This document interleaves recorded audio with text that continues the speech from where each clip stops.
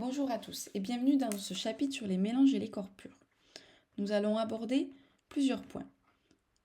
Tout d'abord, nous définirons ce qu'est une espèce chimique, puis nous parlerons des mélanges et des corps purs en y associant le vocabulaire adéquat.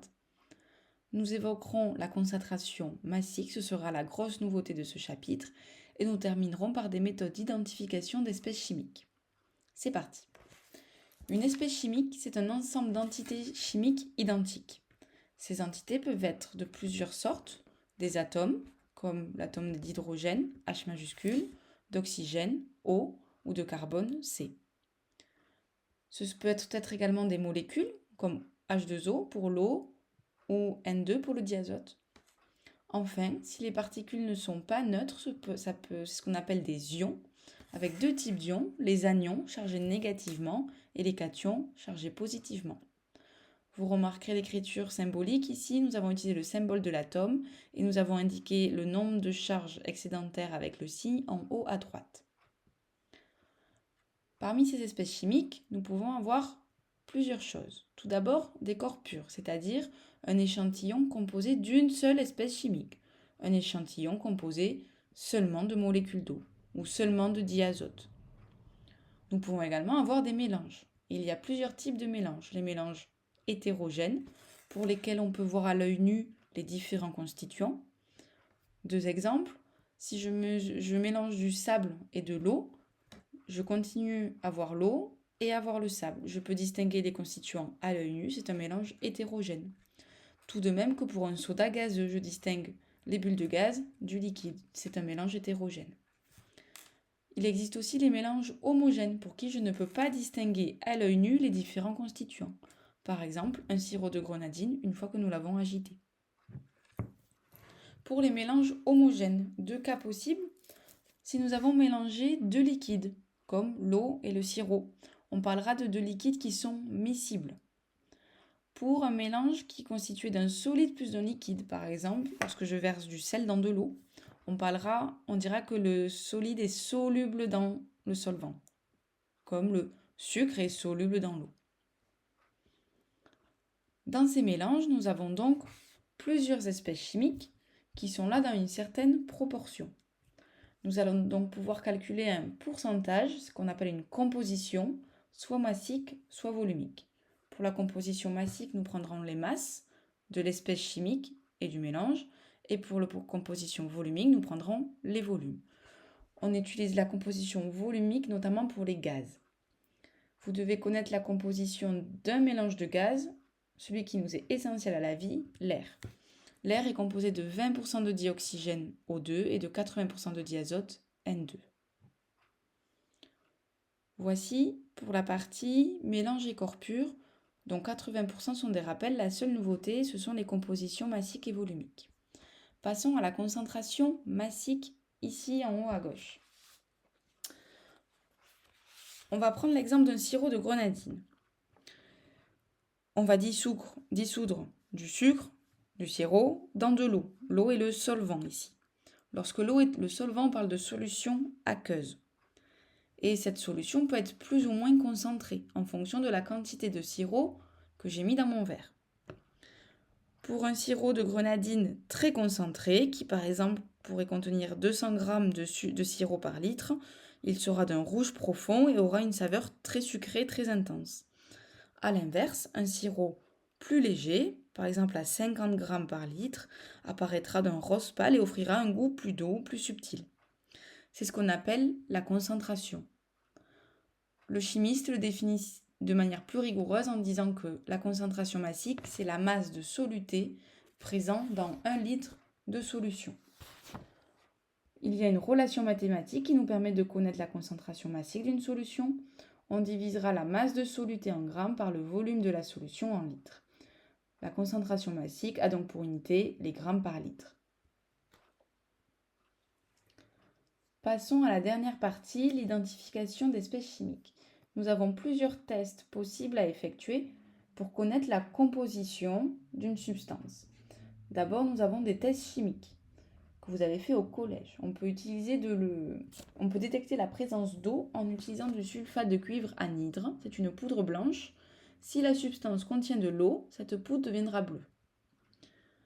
On peut aussi utiliser le test de l'allumette incandescente qui se rallume. Si mon gaz est du dioxygène, l'allumette se rallumera. Si ce n'est pas ce gaz-là, l'allumette ne se rallumera pas. Enfin, on peut tester un deuxième gaz, le dioxyde de carbone, CO2, lui qui trouble l'eau de chaud. On pourra également utiliser les températures de changement d'état pour identifier des espèces chimiques. Je vous laisse aller voir les rappels si vous n'êtes pas au point là-dessus. Troisième possibilité, on va pouvoir calculer, mesurer la masse volumique d'une substance. Si je connais la masse d'une substance en grammes, le volume de cette substance en litres, je peux calculer sa masse volumique. C'est la masse d'une unité de volume. Chaque substance a une masse volumique qui lui est propre. On va donc pouvoir identifier cette masse volumique. Un point important, vous pouvez remarquer que la masse volumique et la concentration massique ont toutes les deux la même unité des grammes par litre. Or, ce sont deux grandeurs bien différentes. La concentration en masse indique la masse de soluté présente dans chaque litre de solution. Donc, c'est-à-dire combien de sirop j'ai mis par litre d'eau. Alors que la masse volumique indique la masse de chaque litre de la substance, c'est-à-dire combien pèse un litre de mon sirop une fois préparé.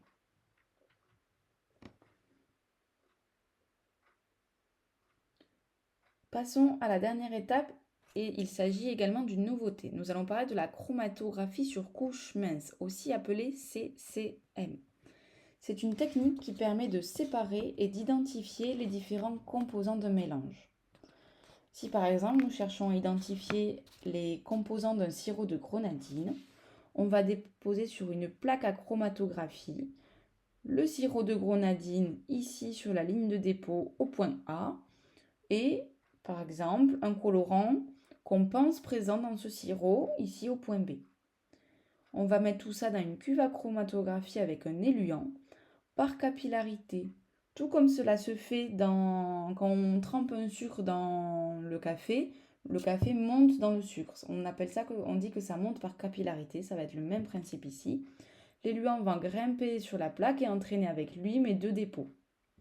En fonction des affinités de mes deux dépôts avec la plaque de silice et avec l'éluant, tous les composants ne vont pas migrer à la même vitesse.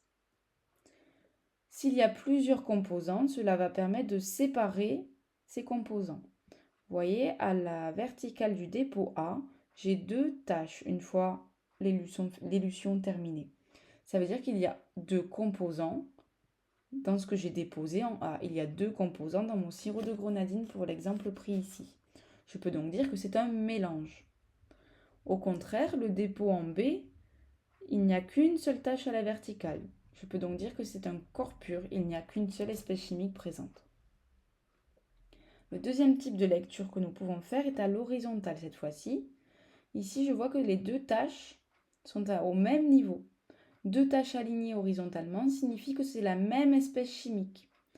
Je peux donc conclure ici que dans mon sirop de grenadine, il y a un composant qui est celui que j'ai déposé ici, puisque les deux taches sont au même niveau. J'ai également un autre constituant dans mon sirop de grenadine, mais que je ne peux pas identifier avec ce chromatogramme-là. Pour terminer, concluons sur les points essentiels à retenir. Vous devez savoir définir ce qu'est une espèce chimique, un corps pur, un mélange, et distinguer les mélanges homogènes et hétérogènes. Vous devez savoir expliquer la notion de concentration massique et connaître la relation mathématique pour la calculer. Vous devez également savoir expliquer ce que c'est que la masse volumique et savoir la calculer. Je ne l'ai pas dit tout à l'heure, mais vous devez aussi connaître les valeurs des masses volumiques de l'eau pure et de la masse volumique de l'air, qui sont respectivement pour l'eau 1000 g par litre, soit 1 kg par litre, et pour l'air, beaucoup plus léger, 1,3 g par litre. Ces valeurs sont données à 20 degrés Celsius, qui est la convention internationale. Vous devez également savoir réaliser, nous le ferons en mission, et interpréter une chromatographie sur couche mince. Voilà, à bientôt pour une prochaine leçon.